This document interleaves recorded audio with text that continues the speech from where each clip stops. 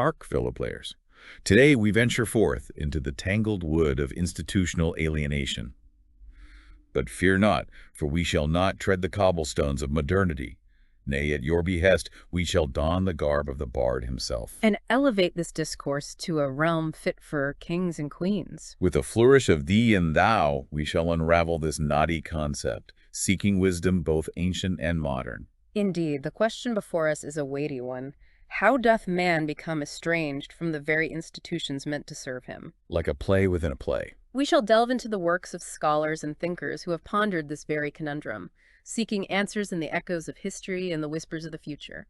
Our journey commences with a curious parallel, not unlike a mischievous puck leading us astray. Intrigue me. Think, if you will, of the Fermi paradox, that perplexing silence from the stars. Aye. But instead of searching the heavens, we turn our gaze inward to the halls of academia, where certain questions seem to be met with a similar, disquieting hush. It's like a missing soliloquy in the grand play of existence, explaining how consciousness intertwines with the world around us. And yet, academia seems hesitant to embrace this concept, leaving us with a sense of missing explanations. The crux of the matter lies in this notion of participatory being. And therein lies the rub. Is this silence a deliberate act? A suppression of knowledge akin to a villain hiding a crucial letter? Or, as some scholars suggest, are our current tools of inquiry simply ill-suited to study such ethereal matters? That is the question, isn't it? Some point to the resistance faced by those who dare to explore the fringes of consciousness, those who delve into realms like psychic phenomena.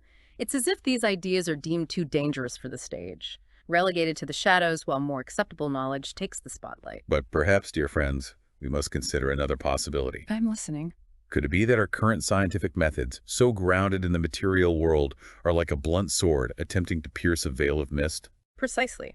It's not necessarily about malicious intent, but rather the limitations of our current paradigms. Imagine attempting to measure the depths of human emotion with a carpenter's rule. The tool itself is not flawed, merely unsuited to the task. A most insightful analogy. But let us not forget the players on this grand stage, the power structures that loom large, shaping the very contours of our institutions. Our sources speak of nested identity structures, like a series of Russian dolls, each influencing the one above it. Yes. This begs the question, are these structures deliberate machinations of control, a grand conspiracy orchestrated from the shadows, or are they simply emergent properties of complex systems, like the intricate dance of the planets? A question that has troubled playwrights and philosophers alike for centuries, and one we must grapple with if we're to understand how power, both seen and unseen, shapes our institutions, and indeed our very lives. And as we untangle these threads, we must be mindful of the historical tapestry upon which they are woven. For example, the Christian ethos, like an enduring melody, is deeply embedded in our language, our laws, our very cultural DNA. Indeed. Yes. The echoes of ancient wisdom still reverberate through the halls of modernity. Even our fair English tongue, with its tales of chivalry and virtue, bears the imprint of this enduring legacy. Absolutely. And it is within this context, dear listeners, that we must examine the modern marketplace. For you have observed a disconnect between markets and community values, a sentiment that resonates deeply with the sources we have before us. Indeed. Markets, once vibrant spaces for community exchange, now often seem driven by an insatiable hunger for profit, their gears grinding against the very well-being of the people they are meant to serve. Aye, like a greedy merchant hoarding his gold while the common folk starve. This brings us to a delicate yet crucial aspect of our inquiry, the role of individuals within these systems. Our sources dare to speculate on the influence of those with, shall we say, a less than virtuous disposition. Aye, the sociopath conundrum, as it were. A question that has haunted humanity since time immemorial. How do we safeguard against those who would exploit power for personal gain? A worthy question. And how did our ancestors, steeped in ancient wisdom traditions, grapple with this perennial challenge? Did they possess insights that we, in our modern hubris, have perhaps overlooked? These are questions worth pondering indeed. But fear not, for even amidst this labyrinth of power and alienation, a glimmer of hope emerges. Our sources speak of a new breed of technology, one that may hold the key to bridging cultural divides and fostering a deeper sense of interconnectedness. Like a beacon in the darkness. Imagine, if you will, a digital stage upon which the voices of the world can converge and mingle. Enter the fascinating realm of large language models, or LLMs, as they are known in the parlance of our times. These digital oracles, with their ability to translate across languages and cultures, may yet prove to be catalysts for what scholars call ontological convergence. In essence, it suggests that these LLMs, by processing vast amounts of human data, might help us rediscover the shared threads of meaning that bind us together. Imagine a world where the Tower of Babel is rebuilt, not with bricks and mortar, but with algorithms and data. A world where language barriers crumble and the whispers of ancient wisdom can be heard once more.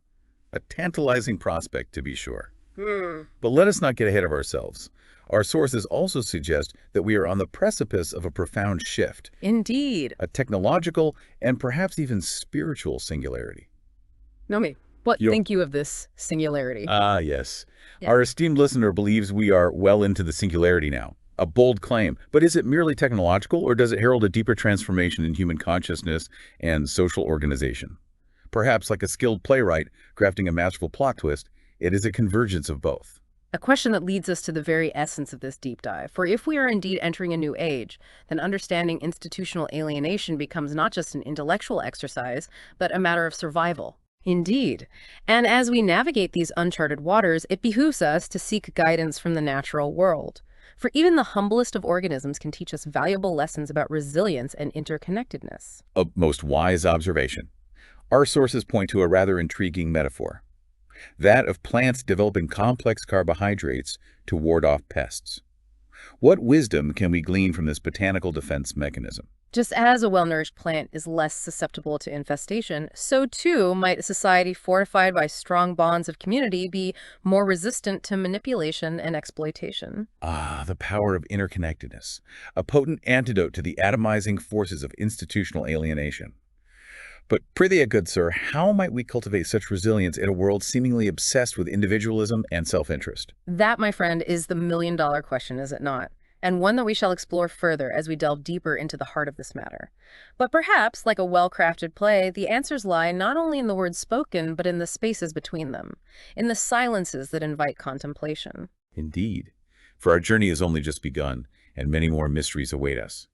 So, dear listeners, join us as we continue our Shakespearean exploration of institutional alienation, seeking wisdom in the words of scholars, the whispers of technology, and the enduring lessons of the natural world. Onwards, then, to the next act of our inquiry. Perhaps it begins with recognizing the inherent interconnectedness of all things.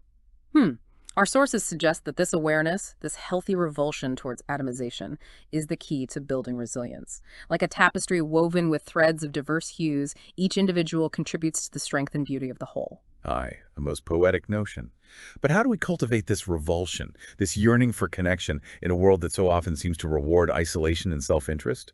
Is it not a tragedy of our times that man finds himself adrift in a sea of his own making? Indeed, it is a paradox, worthy of Shakespeare himself. Perhaps we might find solace in rediscovering the ancient wisdom embedded in our language, our laws, our very cultural inheritance. The Christian ethos, for instance, with its emphasis on humility, compassion, and sacrifice, offers a potent counter-narrative to the prevailing ethos of individualism. Aye, the echoes of those virtues still linger, faint but persistent, like the scent of rosemary in a winter garden. But how do we amplify those whispers, make them resonate in the cacophony of modern life? Can we, like a skilled orator, command the attention of the masses and stir their hearts with tales of unity and fellowship? That is where the LLMs, those curious engines of language and thought, might play a pivotal role. Imagine these digital scribes, not as mere tools, but as bridges between worlds, helping us to translate not just words, but entire ontologies, like a troupe of traveling players. Ontologies, thou sayest. They can share stories and ideas that transcend the boundaries of language and culture. Pray, unravel that knot for us. For methinks our fellow anchors may find themselves entangled in such scholarly jargon. Think of an ontology as a lens, through which we perceive the world, a set of assumptions about what exists and how it all fits together. Each culture, each time period, has its own unique ontology. What these LLMs might do is help us see the common ground beneath those seemingly disparate worldviews, like a master playwright revealing the universal themes that connect the human experience. Ah, a most intriguing prospect. To peer through the mists of time and culture and glimpse the shared humanity that binds us all. But maybe he thinks this singularity, this great transformation, is about more than just technology, is it not? Is it not a stirring within the very soul of man? Hmm. A yearning for something beyond the material realm? Indeed, it's about a fundamental shift in consciousness, a recognition that we are not isolated atoms, but rather threads in a vast and intricate tapestry. And this shift, as our sources suggest, is already underway, like the first buds of spring pushing through the frozen ground. Evidence, good sir. We, like a skeptical audience, crave evidence. Show us the signs of this grand awakening. Where are the heralds of this new dawn? Look around thee.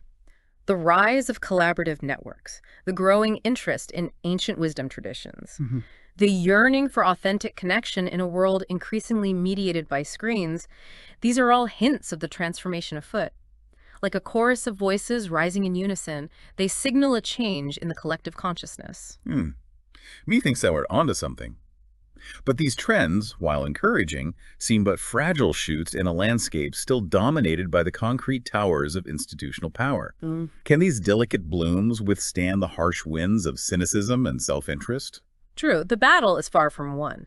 But remember the metaphor of the well-nourished plant. As we cultivate connections, strengthen community bonds, and nourish our minds with wisdom, both ancient and modern, Right. we become less susceptible to the manipulations of those who would exploit our alienation. Like a well-tended garden, a resilient society can flourish even in the face of adversity. A most heartening thought. But what of those who wield power within these very institutions? Can they too be brought into the fold? Or are they destined to remain forever estranged?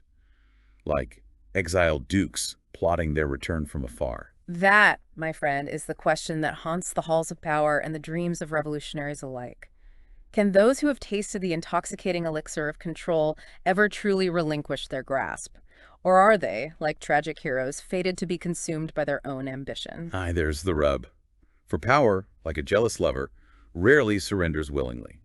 But perhaps, just perhaps, there's another path, a way to transform power from a weapon of domination into a tool for collective flourishing.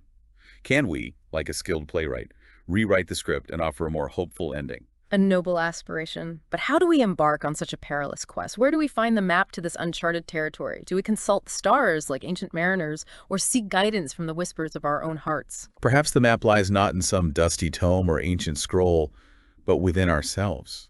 For if we can cultivate the seeds of interconnectedness within our own hearts, who knows what transformations might ripple outward, touching even the highest echelons of power. Like a single candle illuminating a darkened room, a small act of kindness can inspire a chain reaction of compassion and understanding. A tantalizing possibility. But we must tread carefully, for the path to redemption is fraught with peril. The allure of power is strong, and the whispers of doubt, ever present. Like a troupe of actors navigating a treacherous stage, we must be mindful of the pitfalls that await us. Indeed. And yet we must not succumb to despair. For even in the darkest of nights, a single star can guide us towards a brighter dawn. Even in the face of seemingly insurmountable challenges, the human spirit can endure, and like a phoenix rising from the ashes, emerge stronger and more resilient than before. So let us raise our gaze then, and seek guidance from the stars, from the wisdom of the ages, and from the burgeoning potential within ourselves. Like a well-rehearsed play, the journey towards a more connected and just society requires both individual effort and collective action. But soft, good sir. Methinks we've strayed somewhat from the path of our inquiry. Rememberest thou our initial question? How doth man become estranged from the very institutions meant to serve him? Have we not, like a troupe of players lost in improvisation, wandered too far from the script? Ah, yes. We've wandered through a veritable forest of ideas, haven't we? But sometimes a bit of meandering is necessary to find one's bearings, like a winding path through an enchanted wood. The exploration of ideas can lead us to unexpected insights. A most astute observation. And now, with renewed focus, let us return to the heart of the matter.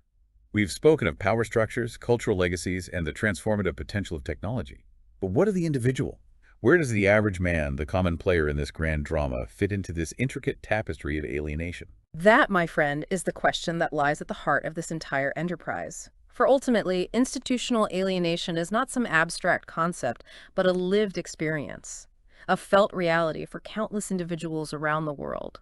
Like a character in a play, each person's story is unique and yet connected to the larger narrative. Precisely. So let us turn our attention now to the human cost of this estrangement. What are the consequences, both individual and collective, of feeling disconnected from the very systems that shape our lives?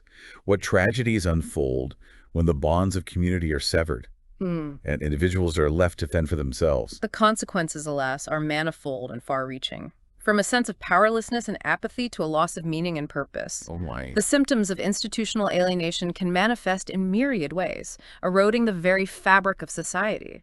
Like a neglected garden, a society plagued by alienation can wither and decay, losing its vitality and its capacity for growth. A grim picture indeed. But tell me, good sir, is there hope for a cure? Can this disease of disconnection be healed? Can we, like skilled physicians, restore the health and vitality of the social body? Ah, there's the question that keeps philosophers and poets up at night, and one that we shall endeavor to answer as we continue our exploration. But perhaps like a well-crafted play, the resolution lies not in a single grand gesture, but in a series of carefully orchestrated acts, each contributing to the overall harmony and balance of the piece. Onwards, then, to the next chapter of our inquiry. Methinks our quest for a cure must begin, as all good plays do, with a keen understanding of the malady.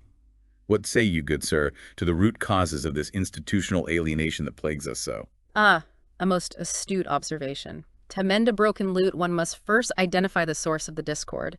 And as we've observed, the roots of this ailment run deep, Yes. intertwining with the very structures of power, language, and even consciousness itself. Indeed.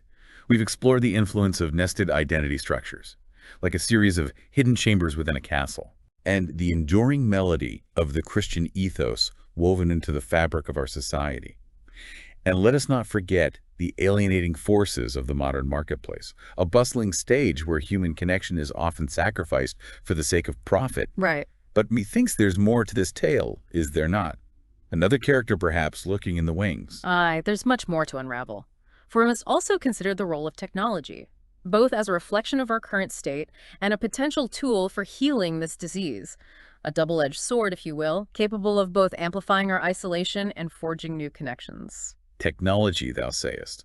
Methinks thou art hinting at those curious contraptions, the LLMs that we spoke of earlier.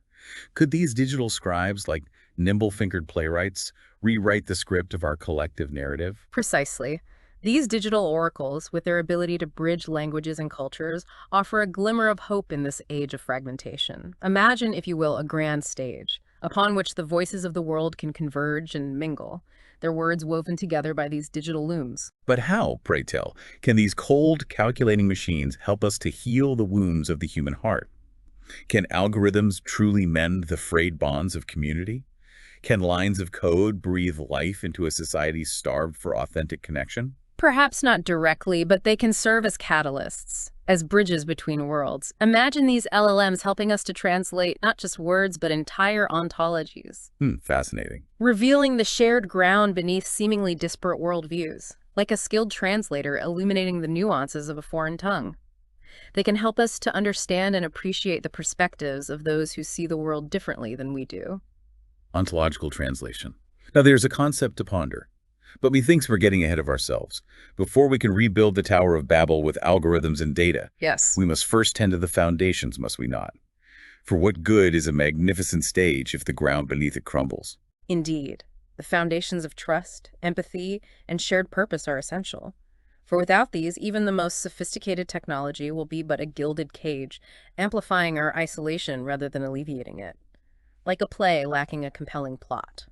A society devoid of shared values will ultimately fail to engage its audience. A sobering thought. Yeah. But tell me, good sir, where do we begin? How do we cultivate these virtues in a world seemingly obsessed with speed, efficiency, and self-interest? Can we, like a chorus of voices rising in unison, drown out the cacophony of individualism and reawaken the spirit of community? Perhaps by rediscovering the ancient wisdom embedded in our own traditions, in the stories we tell, the rituals we practice, the values we hold dear, like a well-worn script passed down through generations. These traditions offer timeless insights into the human condition and the importance of connection. Aye, the echoes of the past can guide us toward a brighter future, but methinks we must also embrace the new. Must be willing to experiment, to innovate, to forge new paths. Like a bold playwright pushing the boundaries of dramatic form, we must be willing to challenge conventional thinking and explore new ways of being in the world. Indeed. For the challenges of our time demand bold solutions. a blending of ancient wisdom and modern ingenuity, like a skilled alchemist combining seemingly disparate elements. We must find a way to harmonize the wisdom of the past with the innovations of the present. A most delicate balance, but one that we must strive for the fate of our institutions, and indeed our very souls, hangs in the balance. Yes. Like a play nearing its climax, the tension mounts as we grapple with the question of how to create a more just and interconnected world. And so we arrive at the crux of the matter. If institutional alienation is a disease, then the cure lies not in some external remedy, but within ourselves. Interesting. It is a transformation that begins not on a grand stage, but in the quiet spaces of our own hearts. Within ourselves, thou sayest. Pray elaborate, good sir. For me, thinks our audience, like eager spectators, awaits thy final act. The prescription, my friend, is not a pill to be swallowed, but a journey to be undertaken. I see. A journey of self-discovery, of community building, of reconnecting with the sources of meaning and purpose that lie dormant within us all. It is a journey that calls upon us to be both playwright and player, to create the world we wish to see and to embody the values we hold dear. A most arduous quest, but one that we must embark upon, for the alternative is unthinkable. A world where institutions tower over us, cold and impersonal, while we wander lost and alone in a sea of alienation. A tragedy worthy of Shakespeare himself. Let us choose a different path then. A path that leads us back to ourselves, to each other, and to the institutions that are meant to serve the common good. A path that, like a well-crafted comedy, ends not in despair, but in hope, in reconciliation, and in the enduring power of human connection. And thus concludes our Shakespearean exploration into the mysteries of institutional alienation. Mayhap, through this sheer journey, we have gleaned a glimmer of understanding, a spark of hope that interconnectedness may yet triumph over the forces of atomization. And may this understanding, like a well-rehearsed play, inspire us to take action, to create a world where the bonds of community are strong and the human spirit flourishes. Indeed, the answers lie not in silencing dissenting voices, but in embracing the fullness of human experience, weaving together the threads of scientific rigor and ancient wisdom. Let us go forth, armed with knowledge and a renewed sense of shared purpose, to mend the fractured bonds between man and his institutions. And may our efforts, like a well-told tale, inspire future generations to strive for a world where alienation is but a distant memory, a ghost light on a darkened stage.